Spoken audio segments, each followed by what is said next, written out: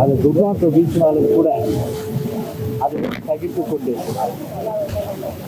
உடனடியாக மக்களுக்கு ஆரோக்கியம் மேம்பட வேண்டும் என்பதற்காக முழுமையாக ஏற்படுத்திக் கொண்டு செயல்படுபவர்கள் தூய்மை பணியாளர்கள். அதனால்தான் உண்மையிலேயே பார்த்தீங்கன்னா சம்பளம் அதிகமாக எல்லாரும் கட்டுக்கு கொடுக்கணும்னா தூய்மை பணியாளர்கள் தான் கொடுக்கணும். ஏன்னா அந்த பணி செய்யறதுக்கு மிகவும் சிரமம். இப்போ ஸ்டாலின் போய் ஒரு மேனுவலில் போய் இறங்க முடியுமா? ஒரு பாதாள சாக்கடையில் போய் இறங்குவார் ஸ்டாலின். இல்லை ஸ்டாலின் ரோட்டுக்கும் இல்லைன்னா ஒரு ஃபோட்டோ ஷூட்டுக்கு வேணால் குப்பை எடுப்பார் இல்லையா?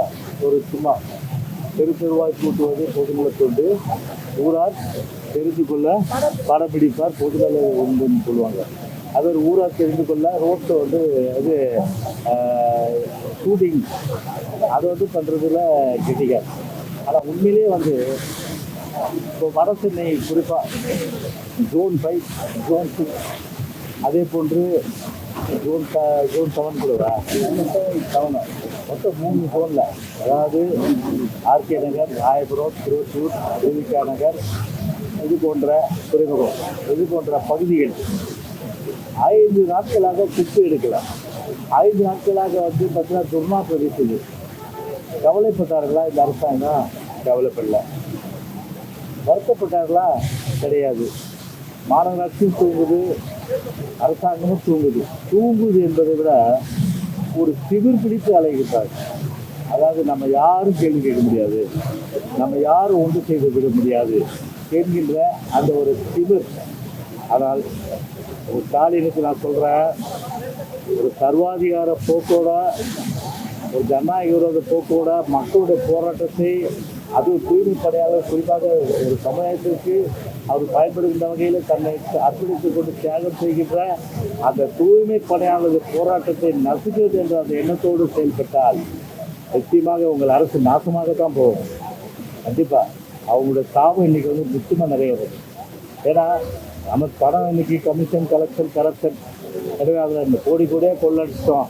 இல்லை தேர்தல் வரும்போது நம்ம ஓட்டுக்கு பணம் கொடுத்து நம்ம ஓட்டை வாங்கிடலாம் அப்படின்ற மமதையில், ஒரு அதிகார திமிரில், ஒரு ஆணவ போக்கில், இன்னும் என்னென்ன வார்த்தை இருக்காங்கலாம் சொல்ல முடியாதனால ஆணவ போக்கில் இன்றைக்கி இந்த திமிர்வாதத்தில் இன்றைக்கி பார்த்தீங்கன்னா இவங்களை 5 நாளாக இன்றைக்கி பத்தியமாக அண்ணன் தண்ணி இல்லாமல் ஆகாரம் இல்லாமல் இன்றைக்கி கஷ்டப்பட்டுருக்காங்க. அழைப்பு பேசுவதற்கு கூட மனம் வரவில்லை.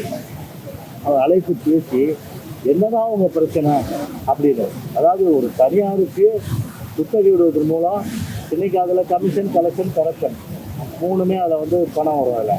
எனவே இவங்களோட வாழ்வாதாரம் எஸ்கேடி கட்டு போனால் என்னென்ன அடிப்படையில் இன்றைக்கி அந்த ஒரு முடிவு வச்சுருக்காங்க. ஆனால் இவ்வளோ ஒரு தூய்மை பணியாளர்கள் இன்றைக்கி 5 நாட்களாக இன்றைக்கி இந்த இடத்துல போராடிட்டு இருக்காங்கன்னா அவர்களை அழைத்து பேச வேண்டியது இது ஏன் இந்த அரசுக்கு வரல? திமிர்வாதம், ஆணவ போக்கு. அதாவது மேயருக்கும் கமிஷனருக்கும் அந்த எண்ணம் கிடையாது, இல்லை அரசு பொறுத்தவரை எண்ணம் கிடையாது. ஆண்டுக்கு 1 லட்சம் பேருக்கு வேலை வாய்ப்பு உருவாக்கணும்னு சொன்னீங்க. நீங்கள் இதுவரையில் 1 லட்சம் பேருக்கு ஆண்டுக்கு வேலை வாய்ப்பு கொடுத்துட்டீங்களா? நீங்கள் 5வது வருஷம் வரும்போது 5 லட்சம் பேர் கொடுத்துட்டீங்களா? பட்டியல் வெளியிடுங்க. இன்றைக்கி அரசு இன்றைக்கி பார்த்தீங்கன்னா டீச்சர்ஸ் 69,000 பேர் இன்றைக்கி காலி பண்ணிடுங்க. இபியில் 50,000 பேர் காலி பண்ணிடுங்க. இன்றைக்கி கார்பரேஷனில் காலி பண்ணிட்டு இருக்குது. டிரான்ஸ்போர்ட்டில் 20,000 பேர் இருக்குது. வந்தவனும் பணி பண்ணணும், நிறுவனத்தை கொடுத்துருவோம் பணி. அது மட்டும் இல்லாமல் டிரான்ஸ்போர்ட்டில் இன்றைக்கி நிறுவனத்துக்கெல்லாம் கொஞ்சம் பிச்சை எடுக்கிறாங்க. இன்றைக்கி ஊழியர் தொழிலாளர்லாம் கட்சி பிச்சை எடுக்கிறாங்க.